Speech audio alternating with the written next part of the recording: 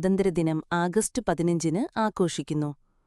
1947-ൽ British ഭരണത്തിൽ നിന്ന് രാജ്യം സ്വതന്ത്രമായതിന്റെ സ്മരണയ്ക്കായാണ് ഈ ദിനം ആഘോഷിക്കുന്നത്.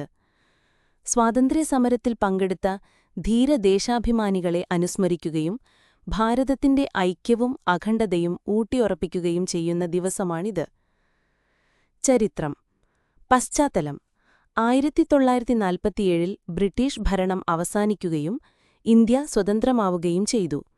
ഇതിന് ദീർഘമായ ഒരു സമരപാരമ്പര്യമുണ്ട്. ഗാന്ധിജിയുടെ നേതൃത്വത്തിൽ അഹിംസാമാർഗത്തിലൂടെയുള്ള പ്രക്ഷോഭങ്ങൾ സ്വാതന്ത്ര്യത്തിനു വേണ്ടിയുള്ള പോരാട്ടത്തിന് ആക്കം കൂട്ടി. സ്വാതന്ത്ര്യം. 1947 ഓഗസ്റ്റ് 15-ന് ഇന്ത്യ സ്വതന്ത്ര രാജ്യമായി പ്രഖ്യാപിക്കപ്പെട്ടു.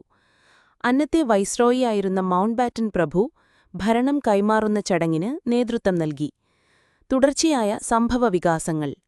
സ്വാതന്ത്ര്യാനന്തരം കാശ്മീരിനെ ചൊല്ലിയുള്ള തർക്കങ്ങൾ, നാട്ടുരാജ്യങ്ങളുടെ രാഷ്ട്രീയ ഏകീകരണം, പുതിയ ഭരണഘടനയുടെ രൂപീകരണം തുടങ്ങിയ കാര്യങ്ങളിൽ ഇന്ത്യ ശ്രദ്ധ കേന്ദ്രീകരിച്ചു.